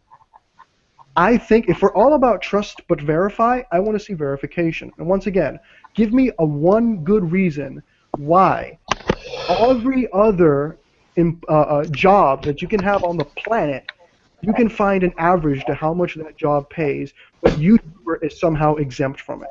Tell me why they get a special treatment. So tell me, just give me a good reason. I know you don't care, and that's fine, you don't care, but tell me why it's okay, and tell me why I'm wrong for just asking them to have the same level of disclosure that every other job on the planet does. Why is it that when they give an answer, I'm not okay with just saying, oh, okay, they don't make enough money, I believe you. Why is that okay without giving actual numbers? First of all, argument we are not earning enough money is a stupid argument. You shouldn't say that. What they did. At all. But okay, but to answer your question, do you know? Yeah, okay, you know, because actors will have to say how much they earn. I think it might be somewhere, well, provided by YouTube, I guess. How much money will you earn for one ad you put on your content? Again, if that's an agreement between content creator and the advertising company, then, well, you cannot give this amount. Actually, But, as a YouTube partner, I can tell you that, first of all, the amount of money you gain is not based off of clicks, it's based off of how much time people have watched on ads. And that is not an agreement that you cannot disclose. It's not true, because there have been YouTubers who have given ballpark amounts, and that's why you give a ballpark amount. I'm not saying to give me every nickels and dimes or to go into definitions of his contract with Polaris or otherwise. I wanted to tell me how much he made on average, a ballpark, an amount, even if it's lower than the higher amount. I don't mind. To give me an amount of how much he made, because people like him have used the argument of I don't make enough money, and Joe in particular has earned the $7 Sanchez moniker based off of this type of complaints. Yeah. I don't necessarily agree with that moniker, but he's earned it based off of saying stuff like this. I don't make enough money. Oh, my money. Well, how much do you make, Joe? No, I just don't make enough. If I can cut in here, and the whole I don't make enough money, saying that it isn't a valid argument is kind of wrong, because it can be. It may not be in Joe's it may be true. If it's true, we should be attacking YouTube. Yeah, but just to give you a little ballpark, give you a little comprehension of how YouTube kind of works here a little bit money-wise, I found this little useful app here. I'm going to put it in our little group chat here. Basically, if you get like 1,000 views on a video, you make about like $1.36 to $3.40 or whatever, and then you can just keep adding zeros and see that when you get to like 1,000,000 views, you make like $1,000 bucks, or $1,000 to $3,000. And Joe has like what 2 or 3 million subscribers at least, so he has a guaranteed 2 to 3 million views. So that's pretty good money, considering, depending on how many videos he's putting out and how often he's getting views to those videos and so on. Not to mention all the money he gets from Twitch. And Kai put out an interesting thing that he doesn't think that Joe even counts how much he's made in total. I agree. I think he just makes that much amount of money that he doesn't have to count. But once again, we're excluding the fact that the man pulls in money from the AJSA, he pulls in money from his Twitch, he pulls in money from donations directly to his PayPal. So the man has a lot of sources of money. Again, if the excuse to do a paid promotion is only we don't make enough money, and you know it's not a valid excuse, you just said it, then it kind of falls off the whole, it falls off the wagon, and it isn't a valid one. But again, YouTubers don't want to have this conversation. Total Biscuit, a guy that I personally respect, when this conversation happened and questions happened about Joe, his response wasn't, let's talk about it. It was, if you attack my friend, I will not support Gamergate, despite the fact that he left the movement months ago. So this is not a conversation that they want to have. They want us to attack journos because they're natural enemies. They're fine with that. But when the lens turns over to YouTube, that's not a conversation they want to happen. And if we really are about ethics in the video game industry, then this is something we have to talk about. If you only care about ethics in game journalism, and by the way, YouTubers should be considered, especially reviewers, in ethics in game journalism, then fine, we can have that conversation, and then we'll see you in YouTube Gate in 3 to 4 years. But look, there's quite a lot of silly people out there. So when you issue like the information, right? So YouTuber will earn this or that amount. You'll have complete shitstorm all over the place. That's not the discussion we want to have. Basically, it would be freaking Armageddon. So and then it'd be Armageddon. Right. Why? Can you elaborate? Yeah, because for example, we are discussing AJ now, so let's stick with this. Okay. You don't like AJ, so you will say, for example, he earns, I don't know, 100 grand per year. I don't know. Let's say let's use that number that's just the for amount. discussion. Go ahead. Right. Yeah, and you will say, fuck, that's too much. He does shitty reviews. He does a lot of promotional content. That's not the amount he should be earning. And I will say, yeah, fair enough. I mean, he works on his movies, right? His reviews. He actually gives a lot of thought to his content. Again, I'm saying reviews. And why not? Why not? The guy deserves it. And now, which of us is right? Who's right? I don't know. Well, right there, if I can stop you right there, because you made an assessment. Just because I don't like Angry Joe, I'm not going to say that he makes 100,000, that's too much. No, I believe in a free market. He makes as much as his content is worth in the free market. I don't have to like him. I'm not going to say, oh, he makes too much. And at the end of the day, it doesn't matter what either of us says. We're not going to have an effect on his views. We're not going to have effect on YouTube at all. So the idea we Can I say something here? It's just, forgive me for cutting into you both of you, but I just wanted to bring in my personal opinion about this.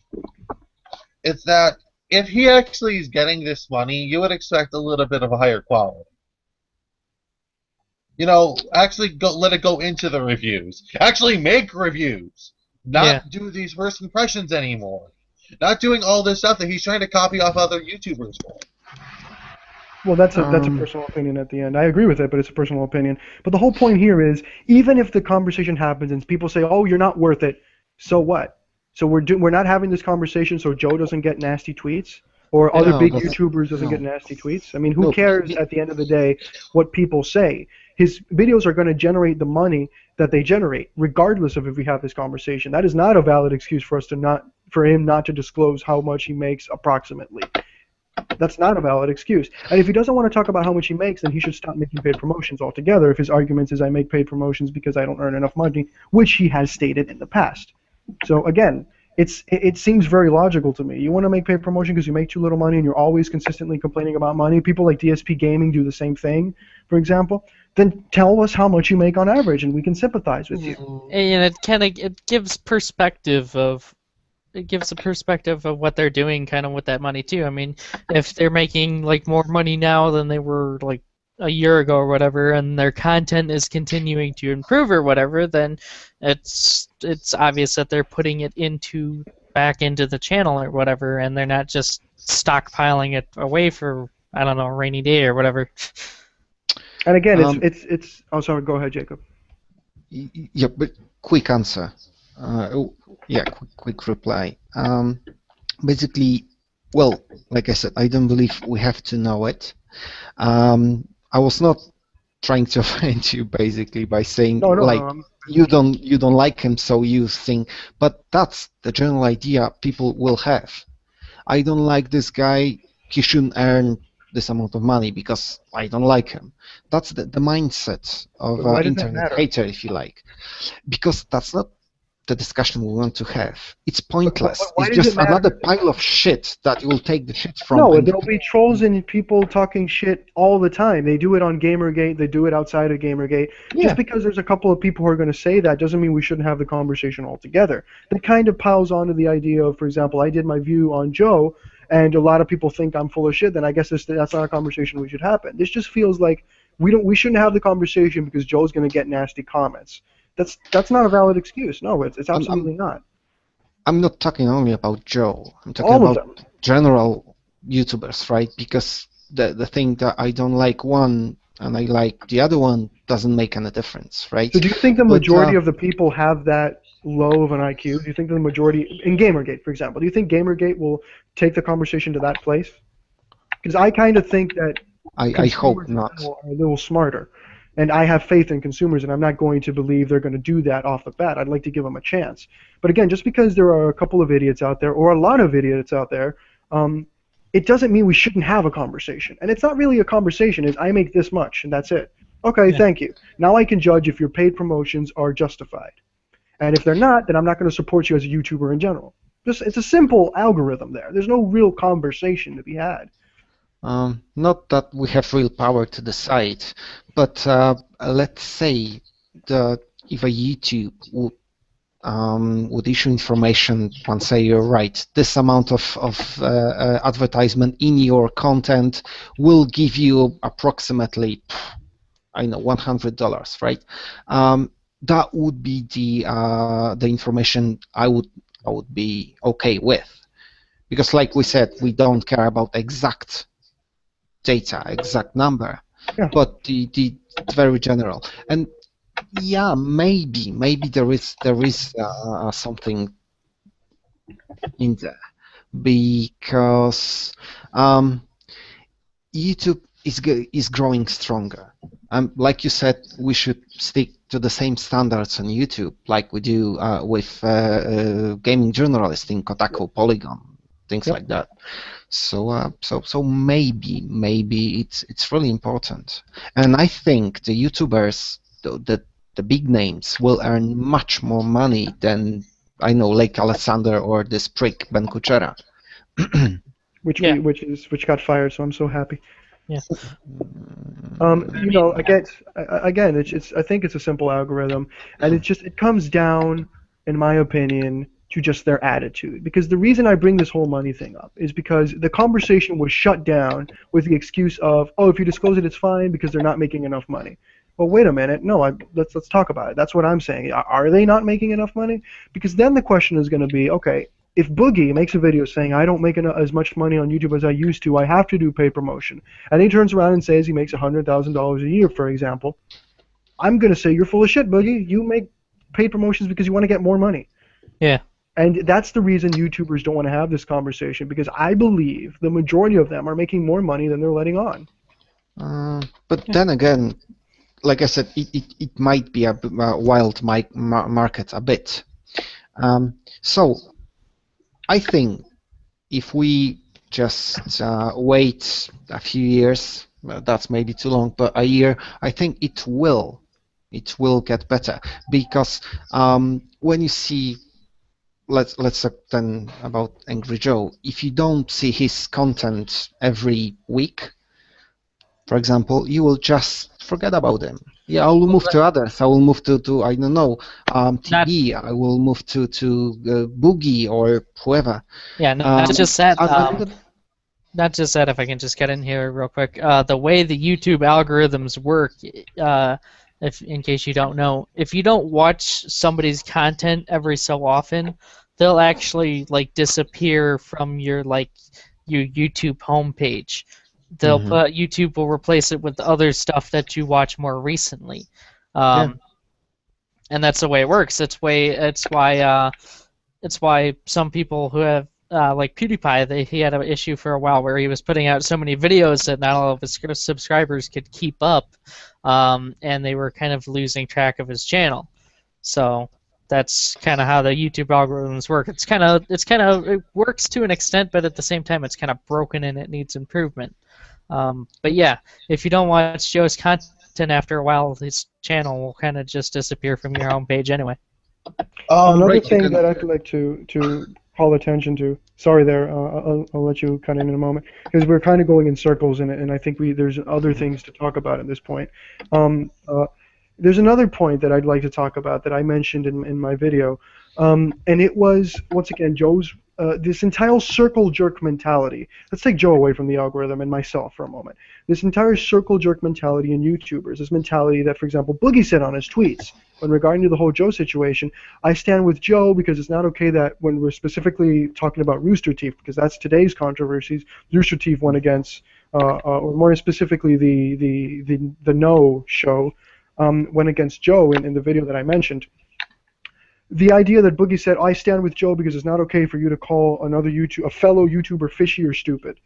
This idea that you big YouTubers won't criticize each other, that they won't, we're all in this together. Isn't that the same mentality that we were against when it comes to Games Journals? Didn't they do the exact same thing with Game Journal Pro?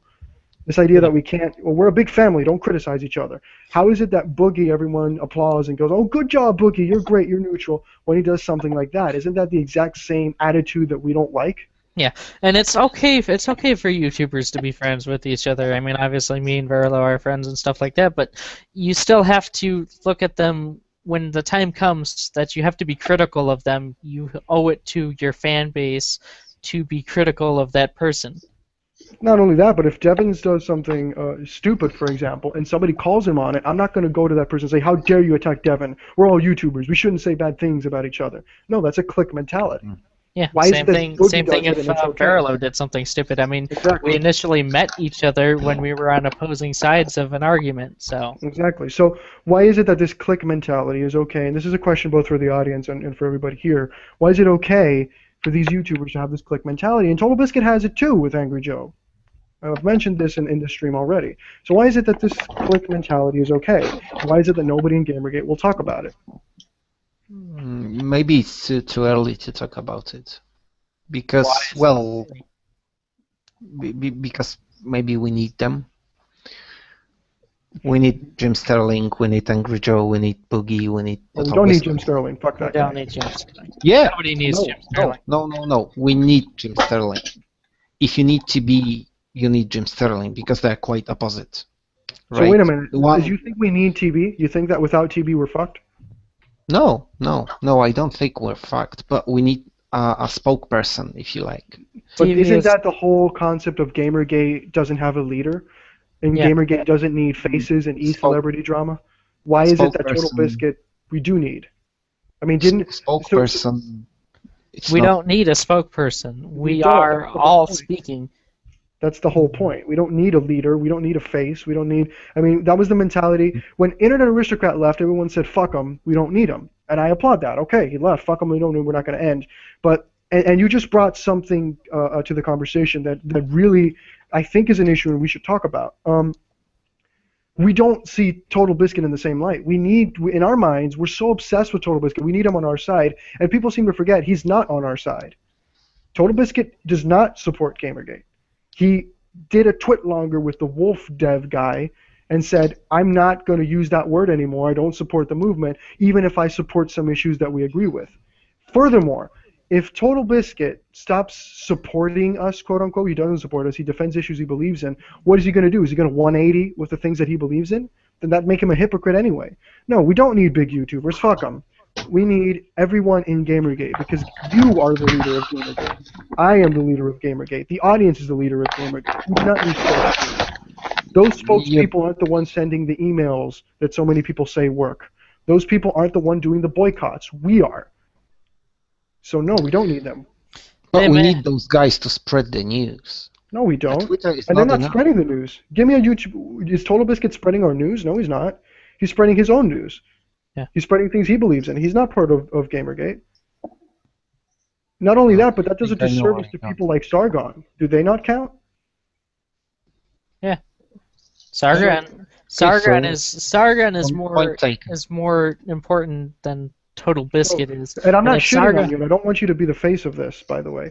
But it is a problem that we have. We are very frightened of losing TB, which means that we'll put up with bullshit, which is why we don't talk.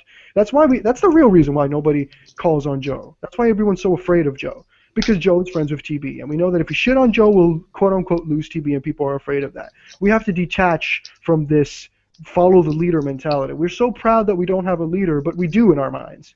We have people that are more important than everybody else and that we want to keep. That's Right. absolutely something that we need to remove from the equation. We can build new YouTubers up. Hell, look at Sargon. How many subs has he gotten through all this? Isn't it like 40,000? We built that motherfucker from the ground, and he deserves it. Look at Mundane Man. How many subs did he get? Internet Yep. Aristocrat almost got Same. to 100K. I mean, no, we will build new ones. Fuck them. If they can fucking live in our new world, or they can die in their old one. Fuck them. Fair enough. I mean, I get your point. But it's unacceptable, and it's unacceptable. If you remember, a week ago we had this controversy with the guy from the Start, David Drayman, that he said, if you won't follow me on this silly issue with this Trevor Noah comedian, right, I will leave you. So, fuck off. Yeah, exactly. Fuck we that don't guy. Yeah, that was Draymond. I'm one of the 250 supposed anti-Semites that he blocked, and my anti-Semitic comment was, "We are not your personal army." Yeah. That's somehow I hate Jews because I don't want to be his personal army. That's his logic. Yeah. So no, if we're able to say David Draymond, go fuck yourself, Total Biscuit should be on that same train. I mean, David Draymond's an asshole. I mean, fuck that guy. Yeah. No, what did he ever do for us? Well, he said, "Oh, I'm pro Gamergate on Twitter." Great. Okay, how many streams was he on? How many fucking newscasts did he go on? What did he do? Fuck him. At the end of the day, and same goes with TB. Fuck you, TB, if you're listening to this. If you don't like what we're saying because we're talking about your little friend, well, fuck you. Okay, you're an unethical liar. If that's the case, if you're gonna flip and you're gonna all of a sudden be for corruption in game journalism, and you're gonna say, oh, okay, Gamergate is about misogyny just because you don't like what we said about your friend, then fuck you. You're part of the problem and you will burn. We are the consumer. We make the rules everywhere. This is not a democracy. This is a dictatorship for the consumer. We tell them what's okay. We put the money on the table. People somehow think that we need to, like Liana K, when it comes to fucking, and I'm not ranting at you, by the way, Jordan. This is a general thing, because I know you didn't want me to you told me to try not to rant. So Yeah. I apologize, Jordan. I keep calling you Jordan. It's Jacob. I'm sorry, Jacob. Yeah, no worries.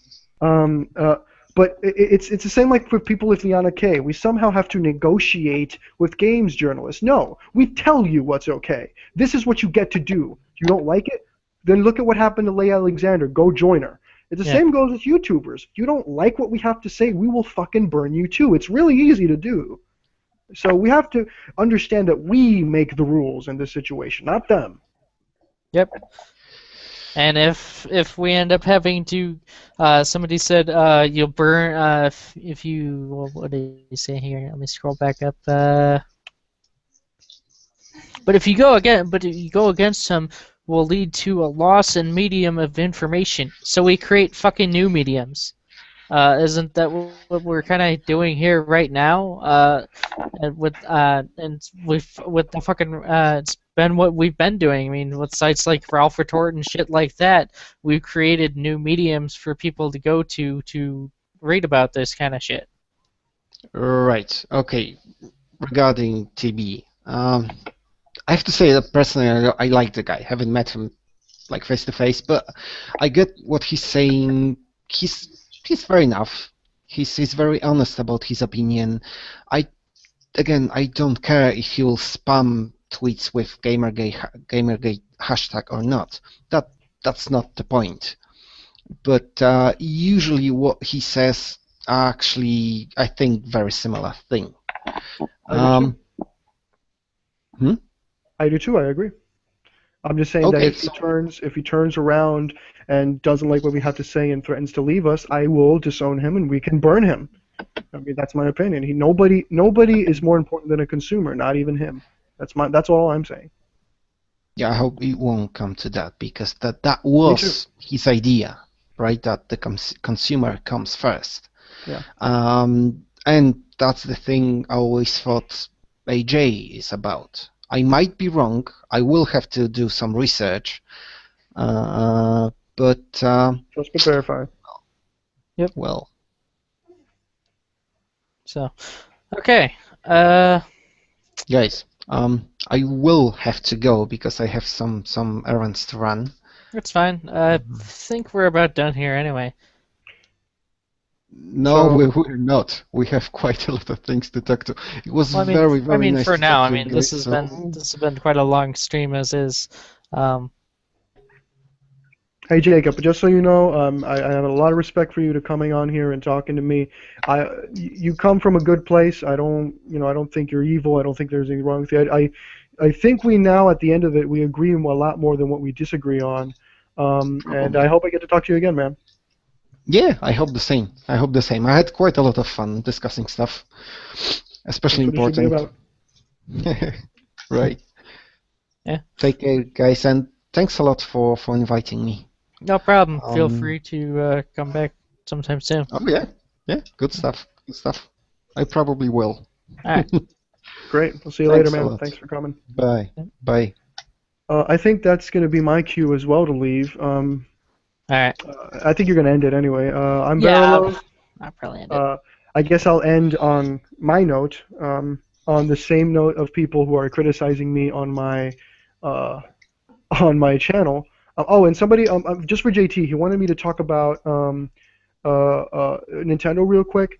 I'm going to sum up my opinion on Nintendo as follows. I don't agree with them, but if we're truly about giving power to the developer and respecting artistic choice, I respect their choice to not allow YouTubers to do their thing. I don't agree with it. Fuck them. I haven't bought more Nintendo products ever since as protest, which is something that I'd go more people, most people can't say, because most people, I don't like that policy, but they'll buy their shit anyway. I've stopped buying Nintendo products as a consequence, but I respect their right to do it, and I think that's, if we're really about freedom to the developers, if we're really about, respecting their choices and what they want, then we have to take the good with the bad, and this is the bad.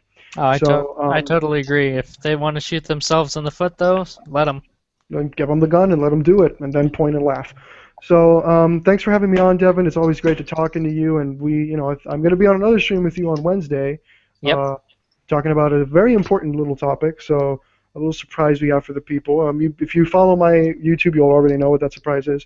So once again, the video, you just need to click on my name to go to see it. And if you want to take a look at all the hate and shit that has been sent my way, and Paulie, I'll send you Joe's tweets so you can evaluate yourself when I get a chance. But I gotta go. My girlfriend got home a while back, and I haven't paid attention to her, so I'm in trouble. So I'll see you guys later.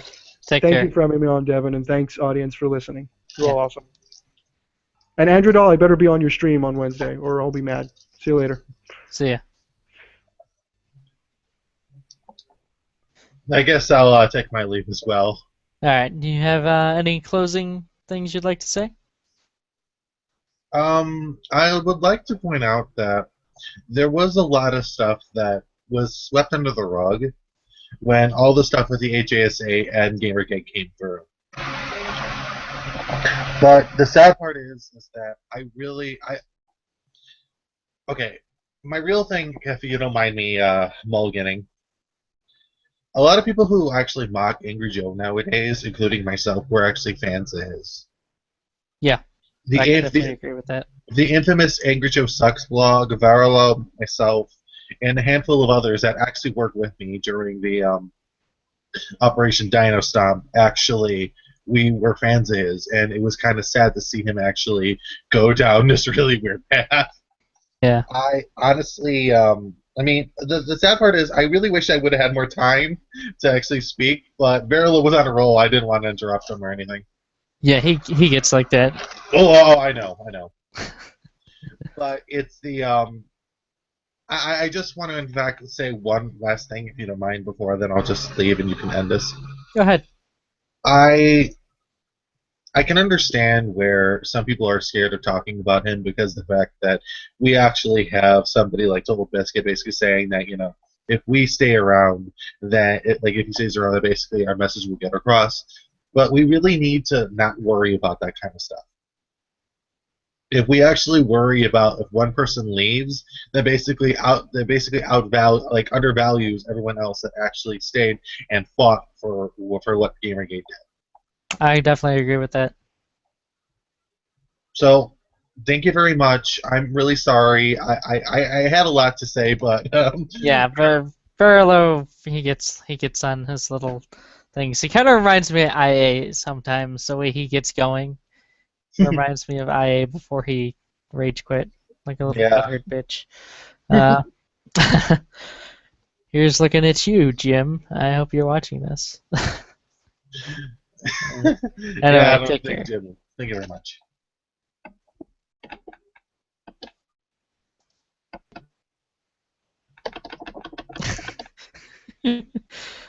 Alright.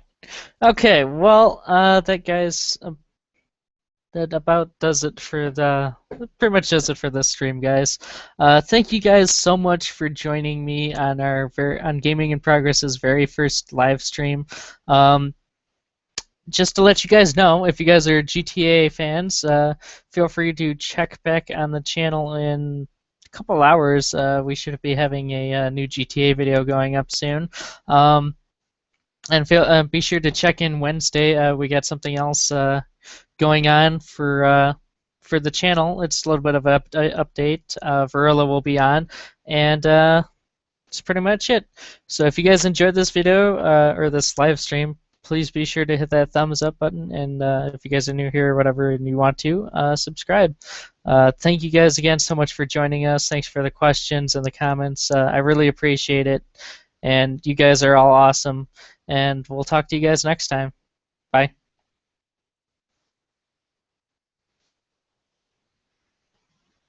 Okay, there we go.